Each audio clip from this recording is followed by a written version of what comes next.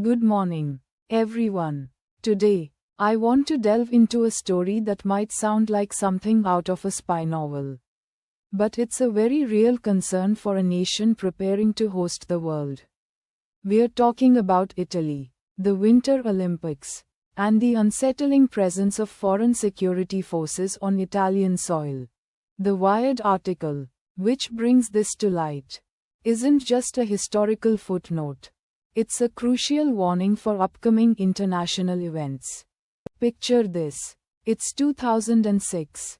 The Winter Olympics are in full swing in Torino, Italy. The atmosphere is electric, athletes are competing, fans are cheering, and the world's eyes are on Italy. But beneath the surface of celebration, a quiet unease was brewing, fueled by the presence of something unexpected. Foreign security forces, specifically from the US and Qatar, operating on Italian soil. Let's break this down. First, we had the US Immigration and Customs Enforcement, or ICE. Now, you might think, okay, US security protecting US interests.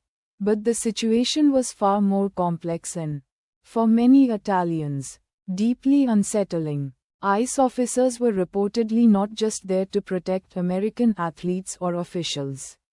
They had a visible, uniformed presence, and critically, they were perceived to be operating with a much broader mandate, engaging in surveillance and intelligence gathering on ordinary citizens, not just Americans. Imagine your local police force suddenly being joined by officers from another country, actively monitoring the population in your own streets.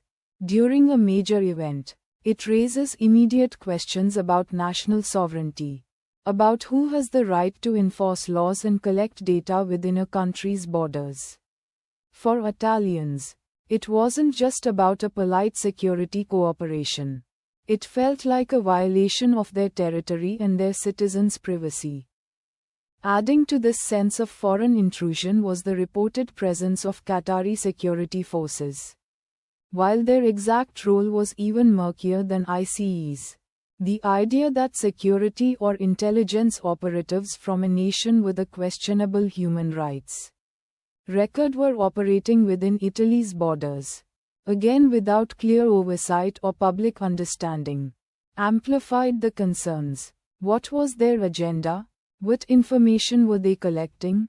And why were they there at all? This isn't just about a past event. Fast forward to today, and Italians are looking ahead to the 2026 Winter Olympics in Milan and Cortina d'Ampezzo with a heightened sense of vigilance. The events of 2006 serve as a stark precedent. We've seen this before moment. There's a strong desire to ensure that history doesn't repeat itself. Why does this matter so profoundly? 1. National sovereignty. At its core, this is about a nation's right to govern itself, to control its borders, and to be the sole authority for law enforcement within its territory. When foreign agencies operate with such a visible and broad mandate, it undermines that fundamental principle.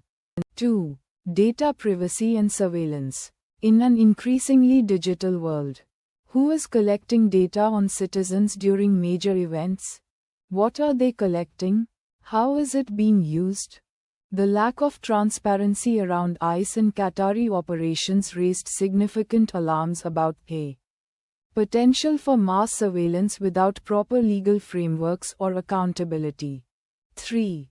Precedent. If foreign security forces are allowed to operate with such latitude once, it sets a dangerous precedent for future events. It normalizes an intrusion that many believe is unacceptable. 4. Public trust and perception. For the hosting nation, it creates an atmosphere of unease among its own citizens. It can erode trust in their government's ability to protect their rights and borders. The Wired article serves as a crucial reminder that while major international events bring spectacle and unity, they also expose the delicate balance between national sovereignty, international cooperation, and individual liberties. As Italy prepares for 2026, the lessons of 2006 regarding foreign security forces and their uncomfortably broad presence are ringing loud and clear, fueling a determination to ensure that this time, Italian soil truly remains Italian soil, under Italian law. Thank you.